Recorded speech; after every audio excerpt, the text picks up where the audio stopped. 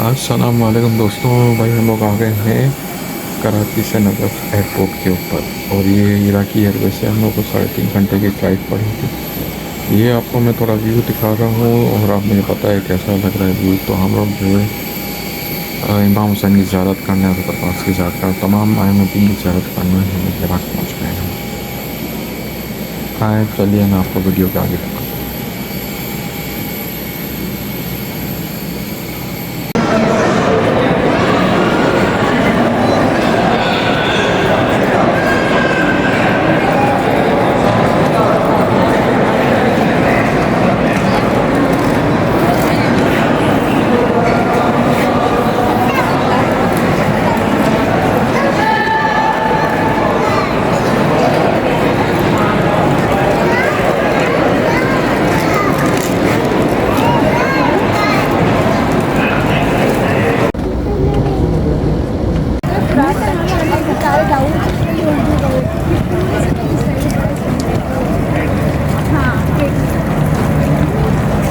یہ بھائی کازمین ہے اور ہمیں وہ کبھی جا رہے ہیں زیارت کرنے امام قاسم علیہ السلام کی۔ تھوڑا سا میں آپ کو یہاں کا ویو دکھا رہا ہوں۔ اس وقت تو یہ مارکیٹ ہے۔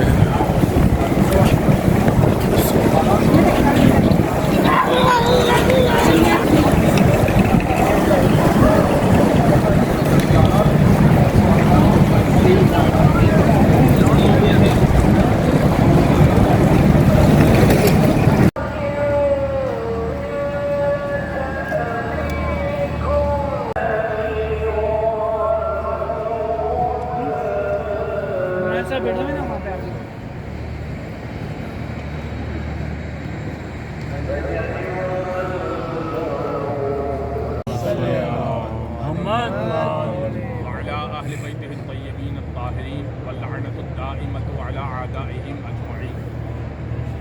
الحمدللہ ہماری پہلی اجتماعی زیارت ہے اور 2 ائمہ یہاں پر دفن ہیں جن کی پہلی زیارت ہے، ان کے لیے عرض کر دوں اور جو آ چکے تھے امام موسیٰ کاظم علیہ السلام اور امام محمد تقی علیہ السلام، 7ویں امام اور 9ویں امام۔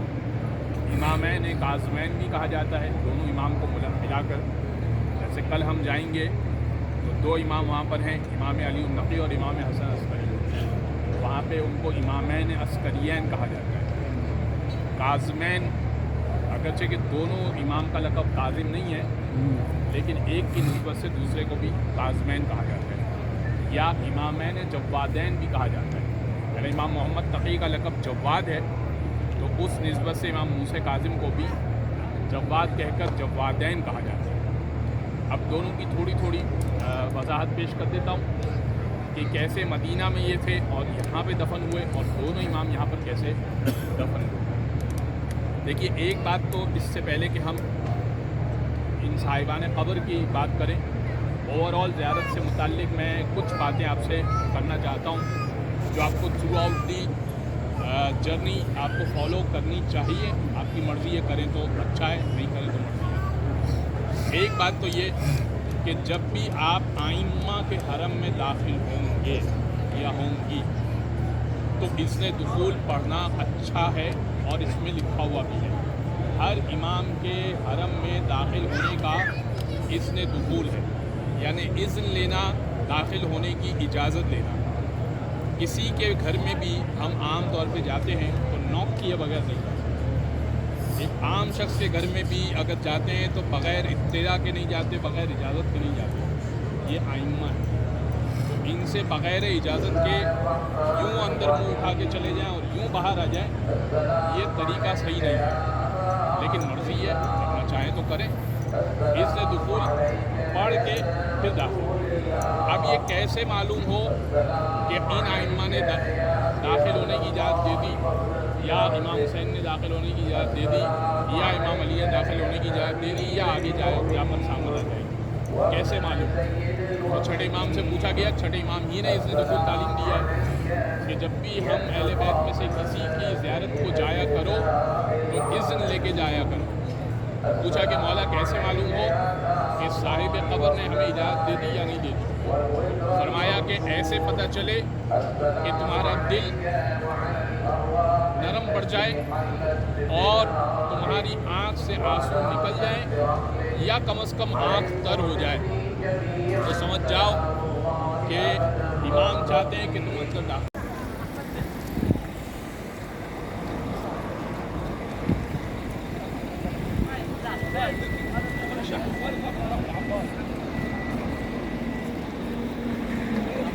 یہ سید محمد کا جہاں پہ آپ کی عراق کے اندر ہے بلد، وہاں پہ ہم لوگ آئے ہیں۔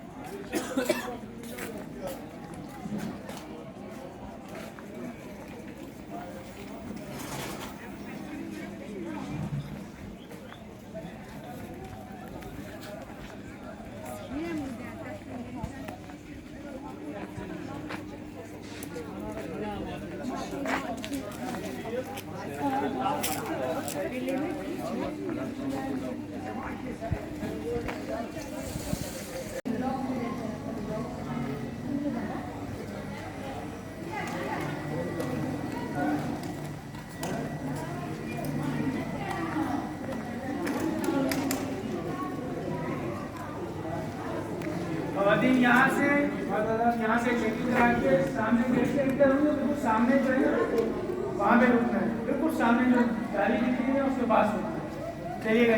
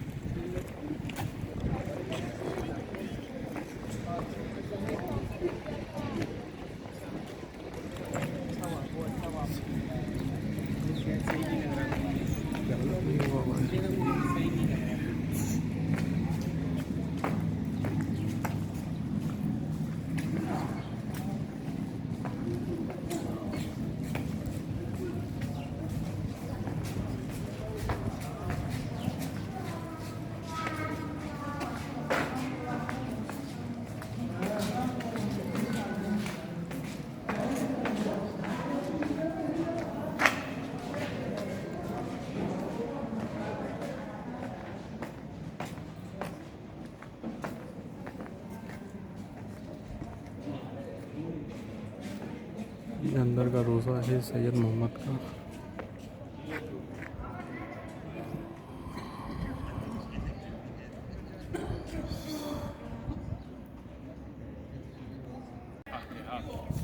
سید محمد ابن امام علی النقی علیہ السلام اور یہ امام حسن عسکری کے بھائی ہیں۔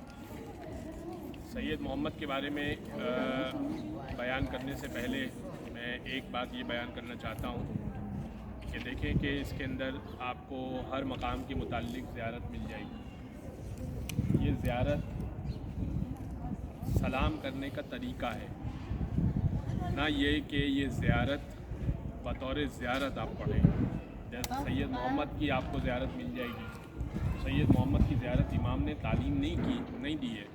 اسی طرح آپ کو دیگر اور جگہوں پہ زیارت مل جائے گی، تو آپ کو وہاں پر جیسے مثال کے طور پر ابراہیم ابن مالک اشتر کی زیارت مل جائے گی، یا مثال کے طور پر مسلم ابن عقیل کی زیارت مل جائے گی جائیں گے تو یہ ساری زیارتیں فقط سلام کرنے کا طریقہ علماء نے تحریر کیا ہے تاکہ آپ سلام کرنے کا طریقہ صحیح طریقے سے سلام کر سکیں، ورنہ یہ معصوم سے منقول نہیں ہے۔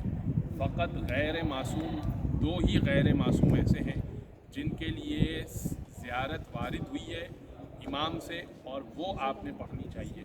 एक बीवी मासूमा कुम के लिए इमाम की तरफ से तालीम करदा ज़ियारत है और एक हज़रत अब्बास के लिए इमाम की तालीम करदा ज़ियारत है। इसके अलावा गैर मासूम के लिए किसी के लिए भी ज़ियारत नहीं है। सलाम करने का ये तरीका है, तो आप पढ़ना चाहें तो पढ़ लें, नहीं पढ़ना चाहें तो वो भी आपकी मर्ज़ी है। और ना ही किसी गैर मासूम के लिए सिवाय हज़रत अब्बास के लिए ज़ियारत की नमाज है। तो अब जब अंदर जाएंगे तो ना ज़ियारत पढ़ेंगे ना ज़ियारत की नमाज़ पढ़ेंगे, तो क्या करेंगे? तो करेंगे ये कि वही जो मैंने आपसे अर्ज़ किया था कि 7 मरतबा सूरह क़द्र पढ़ेंगे, फ़ातिहा पढ़ेंगे, सूरह तौहीद 3 मरतबा पढ़ेंगे, यासीन अगर हदिया कर सकते हैं तो वो हदिया करेंगे। इसके अलावा आप 2 रकात नमाज हदिया आप पेश कर सकते हैं। हदिया तो किसी को भी दिया जा सकता है, तोहफ़ा तो किसी को भी दिया जा सकता है।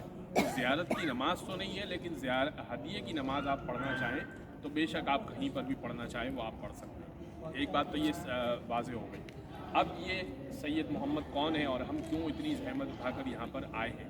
एक बात तो ये कि इमाम अली नक़ी के दौर में ही जिस तरह इमाम हसन अस्करी का एक लोग रुझान रखते थे और लोग उनसे मिलने आया करते थे, इसी तरह इमाम अली नक़ी के ये बेटे भी बहुत साहिब करामत थे।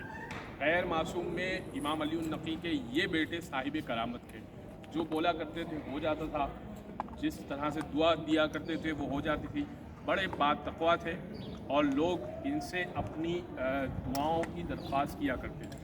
ख़ास तौर पे औलाद की दुआ की दरख्वास्त किया करते थे और ये जिसको दुआ देते थे उसके यहाँ औलाद लाजमी हो जाती थी। उस दौर से आज तक और क़यामत तक अगर कोई इनके दर पर आकर औलाद की दरख्वास्त करे इनके वसीले से, तो परवरदिगार वो औलाद की दरख्वास्त एक इनका, एक हज़रत मुस्लिम इब्न अकील का, ये 2 वसीले ऐसे हैं कि औलाद की अगर किसी को ख्वाहिश है तो परवरदिगार वो सुनता है।